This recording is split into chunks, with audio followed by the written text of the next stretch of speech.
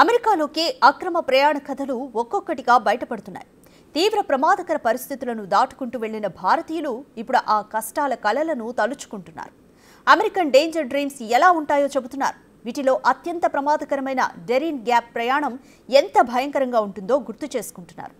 అక్రమంగా అమెరికాలోకి ప్రవేశిస్తూ డాంకీ రూట్లలో వారు అనుభవించిన నరకాన్ని నెమరు వేసుకుంటున్నారు. ఇంతకీ భారతదేశానికి తిరిగి వచ్చిన వారి టెస్టిమోనీస్ చెబుతుందేంటి?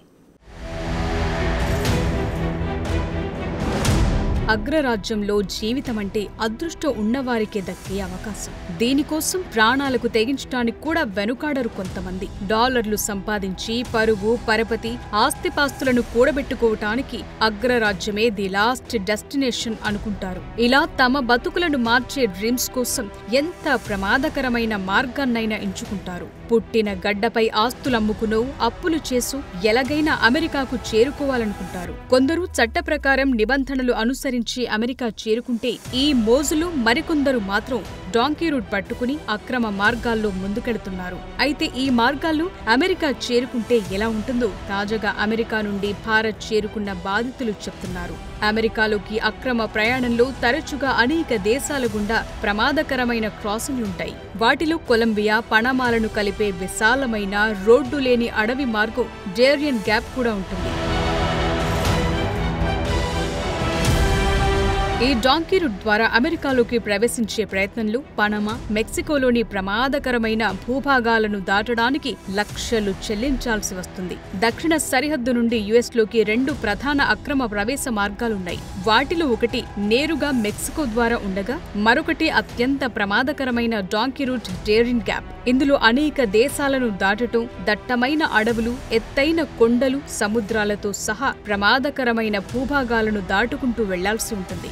ఈ మార్గంలో వలసదారులు అమెరికా చేరుకోవటానికి ముందు విమానాలు, టాక్సీలు, కంటైనర్ ట్రక్కులు, బస్సులు, పడవల ద్వారా ప్రయాణం చేయాల్సి ఉంటుంది. ఇందులో Qatar, Brazil, Peru, Colombia, Panama, Nicaragua, మెక్సికోల నుండి కొనసాగుతుంది. ఇది ఎంత ప్రమాదకరమైందంటే మధ్యలో ఎప్పుడైనా ప్రాణాలు పోవచ్చు. ఇలా ఇప్పటికే వేలాది మంది ప్రాణాలు కోల్పోయారు. అయితే వారి శవాలు కూడా దొరకని విధంగా ఈ మార్గం డెడ్లీ రూట్ గా పేరు పొందింది. రీసెంట్ గా భారత్ చేరుకున్న అక్రమ వలసదారుల్లో ఒకరు తన అనుభవాన్ని చెప్తూ పనామా జంగిల్లో ఒకరు చనిపోవటం, సముద్రంలో మునిగిపోవటం తాను చూశానని చెప్పారు. తన ట్రావెల్ ఏజెంట్ తనను మొదట యూరప్కు తీసుకెళ్తానని, ఆపై మెక్సికోకు తీసుకువెళతానని హామీ ఇవ్వగా తన డాలర్ డ్రీమ్స్ కోసం 42 లక్షలు వెచ్చించినట్లు చెప్పారు. ఇక ఈ మార్గంలో అన్నం దొరకటం మహా పండుగలా ఉండేదట. ఎప్పుడో ఒకసారి అన్నం దొరికేది. ఒక్కోసారి తినటానికి ఏమీ దొరకదు. తెచ్చుకున్న బిస్కెట్ల వంటి తేలికపాటి ఆహారాన్ని జాగ్రత్తగా వాడుకోవాలి. 15 గంటల సుదీర్ఘ పడవ ప్రయాణం, అత్యంత భయంకరమైన అడవిలో 40 నుంచి 45 కిలోమీటర్లు నడక ప్రయాణం నరకాన్ని చూపిస్తుందని వీళ్లు చెప్తున్నారు. ఇంకో వ్యక్తి చెప్పిన అనుభవంలో భయంకరమైన అనుభవాలు బయటకొచ్చాయి. ఈ వ్యక్తిని మొదట ఇటలీకి, ఆపై లాటిన్ అమెరికాకు తీసుకెళ్లారు. దారిలో ఆ వ్యక్తికి సంబంధించిన 35,000 రూపాయల విలువైన బట్టలు దొంగతనానికి గురయ్యాయి. అయినా వెనక్కు వెళ్లే ఛాన్సే ఉండదు. ప్రాణం పోయినా ముందుకే వెళ్లాలి. ఇక పంజాబ్లోని గురుదాస్పూర్ జిల్లాకు చెందిన 36 ఏళ్ల జస్పాల్ సింగ్ జనవరి 24న తనను అమెరికా సరిహద్దు గస్తీ బృందం బంధించిందని చెప్పారు. మాకు సంకెళ్లు వేసి ప్రయాణమంతా మా కాళ్లను బంధించారని అన్నారు.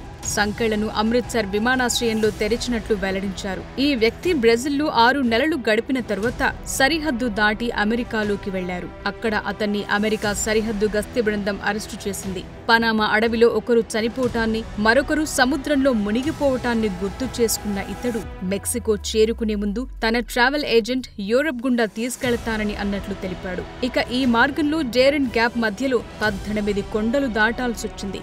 ఇక్కడ ఎవరైనా జారిపడితే బతికే అవకాశం ఉండదు. ఇక ప్రయాణంలో ఎవరైనా గాయపడితే వారిని వదిలి వెళ్లిపోవాల్సిందే. అలాంటి వారిని చావుకు వదిలేసి మిగిలిన వాళ్లు ముందుకు కదులుతారంతే. ఈ డేరియన్ గ్యాప్ అనేది దట్టమైన రెయిన్ ఫారెస్ట్. చిత్తడి నేలలు, కొండలతో కూడిన 97 కిలోమీటర్ల విస్తీర్ణంలో ఉంటుంది. అలస్కా నుండి అర్జెంటీనా వరకు విస్తరించి ఉన్న ఒక ప్రయాణ వ్యవస్థలో ఇది పాన్ అమెరికన్ హైవేని బ్రేక్ చేసే ప్రదేశం. చాలా ప్రమాదకరంగా ఉండే ఈ ప్రాంతం దాని తీవ్రమైన భూభాగానికి, కఠినమైన వాతావరణానికి నిదర్శనం.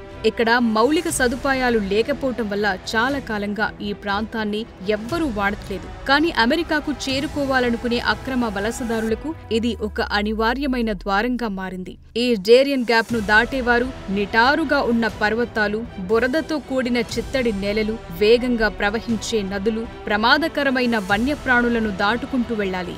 ఈ అడవి విషపూరిత పాములు, జాగ్వార్లు, ప్రాణాంతక కీటకాలకు నిలయం. అయితే అంతకంటే ప్రమాదకరమైన ముప్పు ఈ మార్గాన్ని నియంత్రించే క్రిమినల్ ఆర్గనైజేషన్స్ ఉంటుంది.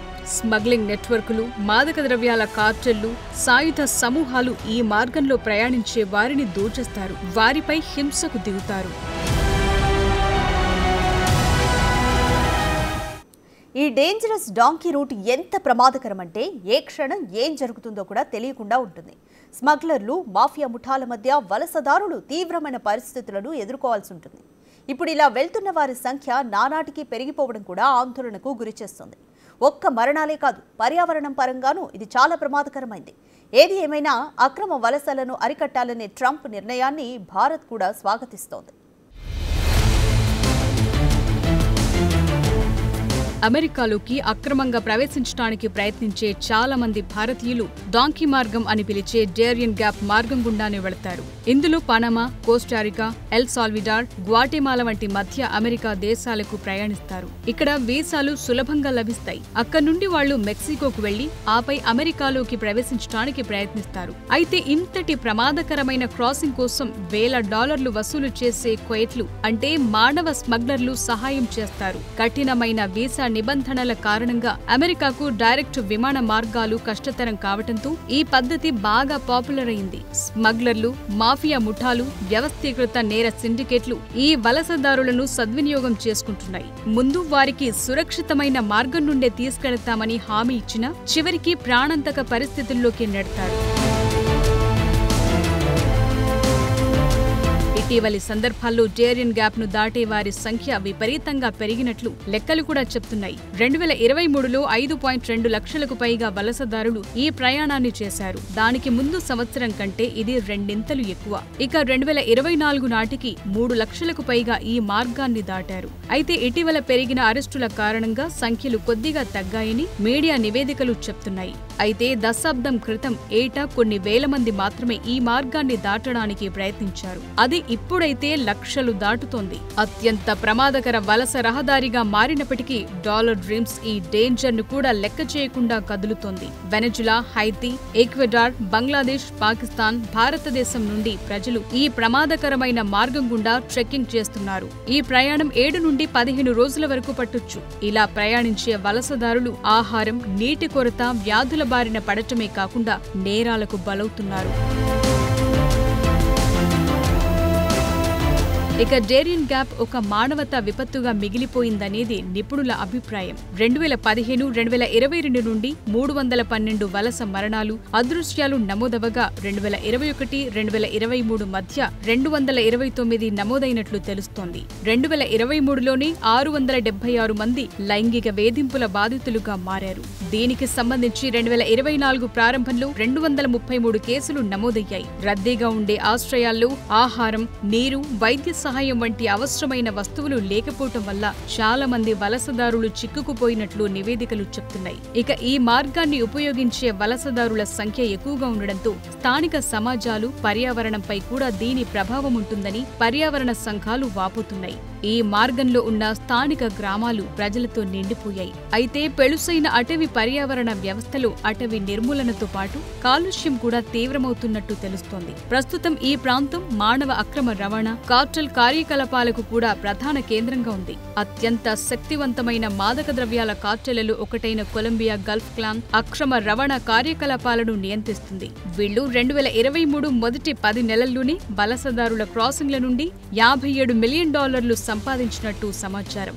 ఇప్పుడు ప్రెసిడెంట్ ట్రంప్ అమెరికా నుండి పలు దేశాలకు చెందిన వారితో పాటు భారత అక్రమ వలసదారులను కూడా వెనక్కు పంపించేస్తున్న తరుణంలో ఇకపై ఈ మార్గానికి రద్దీ తగ్గే అవకాశముంది. ఇక ఇప్పటికే అమెరికా నుంచి మొదటి విడతగా భారతదేశానికి చెందిన 104 మంది అక్రమ వలసదారులు స్వదేశానికి చేరుకున్నారు. ఫిబ్రవరి 4 తెల్లవారుజామున టెక్సాస్లోని శాన్ ఆంటోనియో నుంచి బయలుదేరిన అమెరికా సైనిక విమానం C-17 పంజాబ్ అమృత్సర్లోని శ్రీ గురు రామదాస్ జీ అంతర్జాతీయ విమానాశ్రయంలో ఫిబ్రవరి 5 మధ్యాహ్నం 2 గంటలకు కట్టుదిట్టమైన భద్రత మధ్య దిగింది. ఈ విమానంలో వచ్చిన వారిలో గుజరాత్, హర్యానాకు చెందిన వారే అధికంగా ఉన్నట్లు తెలుస్తోంది.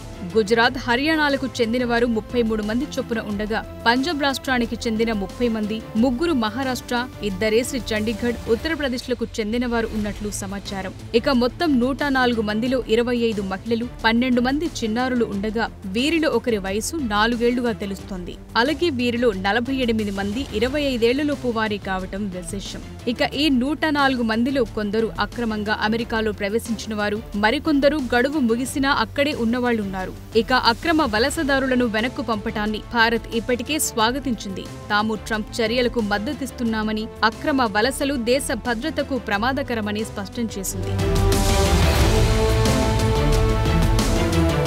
అమెరికా నుంచి భారత్కు తిరిగొచ్చిన అక్రమ వలసదారులపై కేంద్ర ప్రభుత్వం సంచలన ప్రకటన చేసింది. విదేశాంగ శాఖ మంత్రి జైశంకర్ దీన్ని వెల్లడించారు. అమెరికాకు వాళ్లు అక్రమంగా ఎలా తరలి వెళ్లారు, ఏజెంట్లెవరు అనే విషయాలపై సమగ్ర దర్యాప్తు జరిపిస్తామని అన్నారు. విదేశాల్లో తమ పౌరులు చట్టవిరుద్ధంగా నివసిస్తున్నట్లు తేలితే వారిని స్వదేశానికి రప్పించుకోవాల్సిన బాధ్యత ఆయా దేశాలపైనే ఉంటుందని కూడా జైశంకర్ అన్నారు.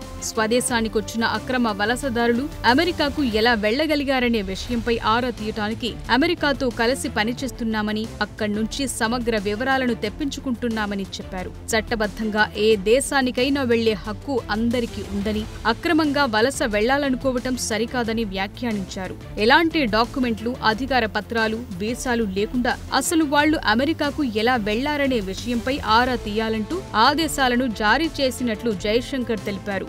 ఇక అమెరికాలో మొత్తం భారతీయ అక్రమ వలసదారులు 7.25 లక్షల మంది ఉంటారని అంచనా వేస్తున్నారు. ఇప్పటి వరకు 18,000 మందిని గుర్తించిన అమెరికా యంత్రాంగం వీరిలో 17,094 మందిని వెనక్కు పంపుతున్నట్లు తెలిపింది. ఇందులో 104 మంది మాత్రమే ఇప్పుడొచ్చారు. ఇక మిగిలిన వారి అనుభవాలు ఇంకెంత దారుణంగా ఉంటాయో మరి.